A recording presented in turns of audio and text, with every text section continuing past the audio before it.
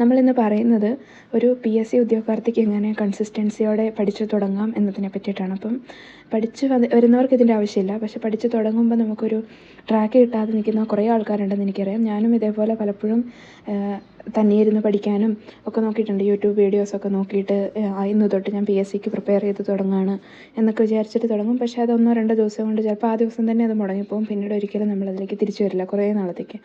അപ്പോൾ എങ്ങനെ കൺസിസ്റ്റൻസിയോടെ പഠിക്കാമെന്ന് നോക്കാം. അതായത് നമ്മളൊക്കെ സ്കൂളും കോളേജൊക്കെ കഴിഞ്ഞിട്ട് പിന്നെ ഒരു ഗ്യാപ്പൊക്കെ എടുത്തിട്ടായിരിക്കും മിക്കവാറും PSC പഠിക്കാൻ വരുന്നത്. അപ്പം ഈ സമയത്തെന്ന് വെച്ചാൽ നമുക്കൊരു ഒരു സ്ഥലത്തിരുന്ന് കൺസിസ്റ്റൻസിയോട് കൂടി ദിവസവും പഠിക്കുന്ന ഒരു ശീലമൊക്കെ കുറേയൊക്കെ നമ്മുടെ കയ്യിൽ നിന്ന് മാറിപ്പോയിട്ടുണ്ടാവും. നമ്മൾ ചിലപ്പോൾ ജോലി തിരക്കോ അല്ലെങ്കിൽ വീട്ടിലെ തിരക്കുകളോ ഒക്കെ കൊണ്ട് അല്ലെങ്കിൽ അങ്ങനെ കഴിയുന്നവരായിരിക്കും. അപ്പോൾ നമ്മൾ എന്ത് ചെയ്യണമെന്ന് വെച്ചാൽ ആദ്യത്തെ ദിവസം തന്നെ നമുക്കിപ്പോൾ ഒരു 4-5 മണിക്കൂറോ അല്ലെങ്കിൽ 10 മണിക്കൂറോ അങ്ങനെയൊക്കെ പഠിക്കാൻ നമുക്ക് പറ്റണമെന്നില്ല. അപ്പോൾ നമ്മൾ എന്ത് ചെയ്യണമെന്ന് വെച്ചാൽ ഒരു ചെറിയ കാര്യമാണെങ്കിലും അത് ഡെയിലി പഠിക്കാൻ നോക്കുക. അതായത് ഇന്നൊരു ദിവസം നമ്മളൊരു ടോപ്പിക്ക് മാത്രം നോക്കുന്നു വിചാരിക്കുക, അത് മാത്രം നോക്കുക. അതിപ്പോൾ ഫുള്ളായിട്ട് നോക്കാൻ പറ്റിയില്ലെങ്കിലും കുഴപ്പമില്ല, നമുക്ക് പറ്റാവുന്ന പോലെ നമ്മൾ നോക്കുക. അതായത് ഇപ്പോൾ നമ്മൾ ഒരു LDC ലെവലിലുള്ള എക്സാമോ അല്ലെങ്കിൽ ഡിഗ്രി ലെവൽ എക്സാമോ ഒക്കെയാണ് ഫോക്കസ് ചെയ്യുന്നതെങ്കിൽ ആദ്യമായിട്ട് നമ്മുടെ കയ്യിൽ വേണ്ടത് അതിൻ്റെ സിലബസാണ്. ആ എക്സാമിൽ എന്തൊക്കെയുണ്ടെന്നൊരു ബ്രോഡ് ഐഡിയ കിട്ടാനായിട്ട് നമുക്ക് ആ സിലബസ് ഡീപ്പായിട്ടും അതിൽ നിന്ന് മനസ്സിലാക്കാം. പക്ഷെ നമ്മളൊരു തുടക്കക്കാരനാകുമ്പോൾ നമുക്കിപ്പോൾ അതിനകത്തൊരു ടോപ്പിക്ക് കണ്ടു കഴിഞ്ഞാൽ എന്തൊക്കെ അതിനകത്തുനിന്ന് വരും നമുക്കൊരു ഐഡിയ ഉണ്ടാവില്ല. അപ്പം നമ്മൾ എന്ന് വെച്ചാൽ ഇപ്പോൾ ഒരു കോച്ചിങ്ങിനൊക്കെ പോവുകയാണെങ്കിൽ നമുക്ക് അവിടുന്ന് കുറേ ക്ലാരിറ്റി കിട്ടും. അല്ലെങ്കിൽ കുറേ ദിവസത്തെ ക്ലാസ് അറ്റൻഡ് ചെയ്ത് കഴിയുമ്പോൾ നമുക്ക് മനസ്സിലാവും ഇന്ന ഏരിയയാണ് വരുന്നത്. പക്ഷെ അത് കുറച്ച് സമയമെടുക്കും. അപ്പം നമ്മളതിൻ്റെ കൂടെ ഇപ്പോൾ ക്ലാസ് അറ്റൻഡ് ചെയ്യുകയാണെങ്കിലും അല്ലെങ്കിലും നമ്മൾ അതിൻ്റെ കൂട്ടത്തിൽ നമ്മൾ സ്വന്തമായിട്ട് കുറച്ചും കൂടെ എഫർട്ട് ഇട്ട് നമ്മുടെ സിലബസിൽ എന്തൊക്കെയുണ്ടെന്ന് മനസ്സിലാക്കണം. അതോടൊപ്പം തന്നെ ആ എക്സാമിന് കഴിഞ്ഞ വർഷങ്ങളിൽ അല്ലെങ്കിൽ ഈ അടുത്ത് നടന്ന പരീക്ഷകളുടെ ചോദ്യപേപ്പറൊക്കെ ഒന്ന് എടുത്ത് നോക്കണം.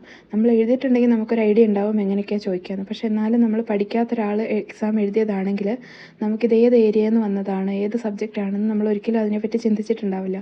ഇപ്പം ഞാനൊക്കെ എഴുതുന്ന സമയത്താണെങ്കിലും ഇപ്പം PSC എക്സാം എഴുതും. പക്ഷേ അതിൽ കുറേ ക്വസ്റ്റ്യൻസ് ഉണ്ടാവും. അപ്പോൾ ഞാൻ വിചാരിക്കും കുറച്ചൊക്കെ അറിയുന്നുണ്ടല്ലോ അല്ലെങ്കിൽ കുറച്ച് പഠിച്ചാൽ കിട്ടാവുന്നതുണ്ടല്ലോ എന്നൊക്കെ വിചാരിക്കും. പക്ഷേ അത് ഏതേത് സബ്ജക്റ്റാണെന്ന് ഞാൻ ഒരിക്കലും നോക്കിയിട്ടുണ്ടായിരുന്നില്ല. അപ്പോൾ ഈ ഒരു എക്സാമിന് വേണ്ടി ഫോക്കസ് ചെയ്ത് തുടങ്ങിയ സമയത്താണ് നമ്മൾ ഇതിലേതൊക്കെ വരുന്നുണ്ട്, ഏതൊക്കെ സബ്ജക്റ്റ് ഉണ്ട്, ഏത് ഏരിയ ഉണ്ട് എന്നൊക്കെ നോക്കുന്നത്. അപ്പോൾ അതേപോലെ നമ്മൾ പഴയ മുൻവർഷ ചോദ്യപേപ്പറുകൾ എടുത്തിട്ട് കുറച്ചൊന്ന് ഓടിച്ചൊന്ന് വായിച്ചൊക്കെ. നമുക്ക് ആദ്യമൊക്കെ ഭയങ്കര ബുദ്ധിമുട്ടായിരിക്കും ക്വസ്റ്റ്യൻ പേപ്പറിലേക്ക് വായിക്കുമ്പോൾ ഒക്കെ നമുക്ക് ഫോക്കസ് ചെയ്യാനുള്ള ബുദ്ധിമുട്ട്. പിന്നെ നമുക്ക് ഇഷ്ടമില്ലാത്ത കുറേ സാധനങ്ങളായിരിക്കും ചിലപ്പോൾ അതിനകത്തുണ്ടാവുക. അങ്ങനെയൊക്കെയുള്ള പ്രശ്നങ്ങളുണ്ടാവും. അപ്പോൾ നമ്മൾ കുറച്ച് ഒന്ന് ഒരു സൈഡിൽ നിന്ന് നമ്മളിപ്പോൾ ഒരു ക്വസ്റ്റ്യൻ പേപ്പർ എടുക്കുകയാണെങ്കിൽ അതിനകത്തൊരു 10-20ഓളം സബ്ജക്റ്റുകളിൽ നിന്ന് ചോദ്യങ്ങൾ വരുമല്ലോ സബ്ജക്റ്റായിട്ട് പറഞ്ഞാൽ. പിന്നെ കറണ്ട് അഫയേഴ്സൊക്കെ ആണെങ്കിൽ എവിടെ നിന്ന് വേണമെങ്കിലും വാസ്റ്റായിട്ട് ചോദിക്കാം.